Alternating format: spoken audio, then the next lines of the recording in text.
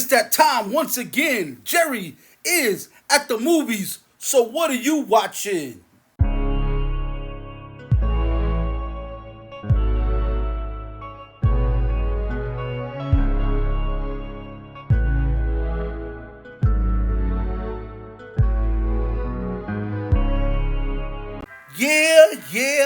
Yeah.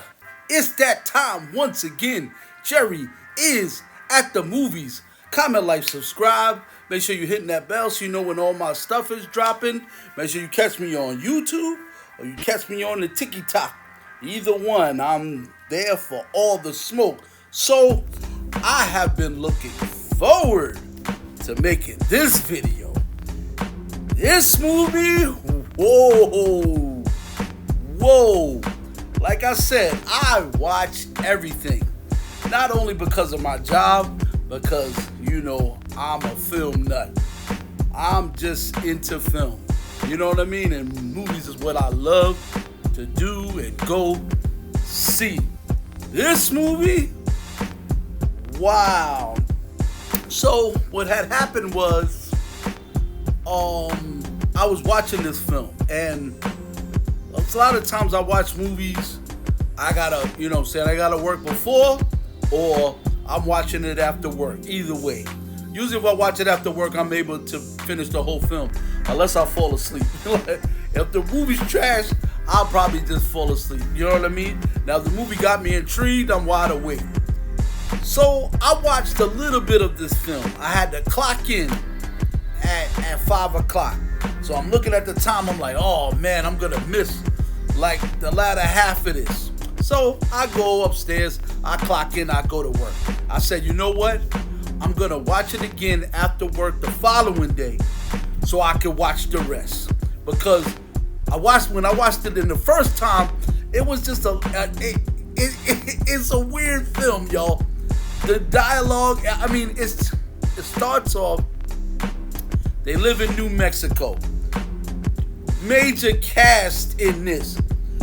Pedro Pascal, who I need this man's agent because he is in everything. Pedro Pascal, Joaquin Phoenix, everybody knows, Joaquin. Emma Stone, I love Emma Stone. I think she's just a pretty woman. But in everything she does, she's just insane. She crushed this movie. Was it last year? About her being like the female Frankenstein. Oh my God, she was amazing. Austin Butler, who played Elvis, great actor, up and coming dude in Hollywood, crushing it. I love movies with big cast. They need to start doing that again, man. They need to start doing that again because you bounce off one another very, very well, man. When you got an all-star cast, not just one big major actors and then just a bunch of co-stars that people don't know. No, spend the money, because this, I can't even begin to tell you. So it's in New Mexico. Joaquin Phoenix is a cop. I don't want to spoil a lot because I want people to go see this.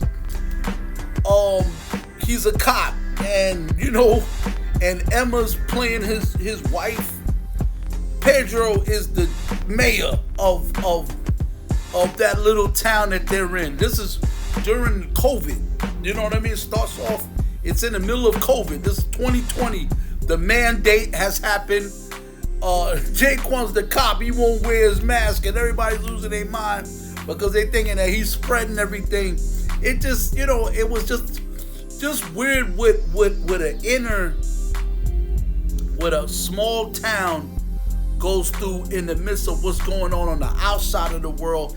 It affects everything on the inside. I think that's what the movie was trying to project, that anything that goes on outside of the world, it affects everything on the inside of the world. Mental health. So you see this cop spiraling out of control. His wife don't respect him. His wife is cheating on him. His wife allegedly got assaulted by the mayor, who's Pascal's character. So It's a lot of dialogue. I don't know if people are into dialogue. I happen to be a man that loves dialogue. Dialogue will get you invested, and then y'all can go off the rails and do. And that's exactly what this movie does. It's a train that easily pulls out of the station, and you just thinking, okay, yeah, I've taken this ride before. I've taken this ride several times. It's boring. Nobody's talking. If people talking, yeah, it's a lot of talk. And then somebody cuts the brake lining on this film, man. And it just shows when your mental health is compromised and the lengths you will go to, and you just this cop just Joaquin Phoenix, man, amazing actor. I know a lot of people think he's quirky and just weird, but I see why they casted him, because this movie was great. I had a good time watching it. I have a gentleman that comes into our theater a lot. Big gentleman, big man, Italian man. I like talking to him a lot because he has a really strong Italian accent, and everything he says is strong. You know what I mean? He sounds like he sounds like that fly in the that fly in Star Wars that was talking to Anakin. You know what I mean? He sounds like that. That's exactly what his accent sounds like. He sounds like a mob boss. I love talking to him. Anyway, he's a big movie fan too, and we conversate back and forth about films, if it's good or not. We always argue if he thinks a movie's bad, but I think it's good. And I love talking to people like that. Anyway, he was in his way in. He said, "Yo, you watching that?" I was like, yeah. When we came out, we were like, "Yo, where did this movie go?" I'm not even gonna spoil it. I'm just gonna say, watch it. I think you would have a wonderful time watching this, because it goes off the rails, but it shows you mental health and what people were going through during the pandemic. That's another little tidbit. A lot of people, you know what I mean? Look, if your mental health, if your mental health was not good before the pandemic, I don't know what it was during, because it definitely tested your resolve. It tested everyone's resolve. My grandmother died from COVID. She died right after my mom. So I'm dealing with my mother's death. And then we had the virus. You know what I mean? And thought everybody was gonna perish from. And then my grandmother perished. So you scared, angry, all the above. Scared, angry, stressed, broke, whatever the case may be. And this movie shows what goes on with people when days come. I mean, stuff that didn't even involve them, they were interacting in because they were so stressed about the future. Beautiful. I don't know if that's the director. That's good. The guy that you know what I'm saying? Ari Aster is his name. Whoa. Great job, sir. Great job. I'm recommending your movie to anybody. That movie was amazing. One of the best films of the year, to be honest. One of them, next to Sinners. I'm gonna put my top 10. I don't know. I'm gonna have to do it later on because I don't know what's coming out. Maybe I'll have to do it in December around Christmas time to give my top 10 films of the year.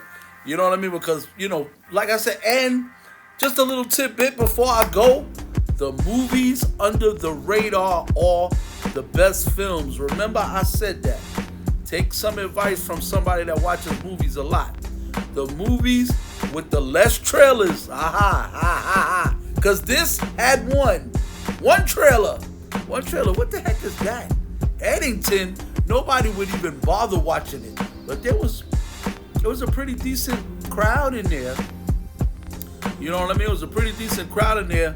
Pascal, I don't know if he's drawing seats, but look, I watch anything anyway. Joaquin Phoenix, yeah, I'll watch anything with him in it. But this movie was amazing. I recommend it to anyone. There's a coworker of mine, she always asks me, oh, what did you see? Oh, man, what's the list? I always watch everything that's on the list because I just be at my job a lot. But I'm going to tell her about this film. This film was amazing. You know, Pascal, I think he's getting his legs under him because I don't consider him an insanely wonderful actor. He's great in The Mandalorian. Great in The Mandalorian. Didn't know he was The Mandalorian until later on. He's crushing that. Fantastic Four is coming out, and everybody's like, oh, he doesn't look like Reed. You know, he still might do an amazing job, man, because he is getting his legs under him. So I give him props for that. Great film. Eddington, go see it. It will blow your mind. Anyway, that's it for today. That's Jerry is at the movies. Eddington is out now. Please go see it. And I will be back soon for my critique on Fantastic Four. And I'm out.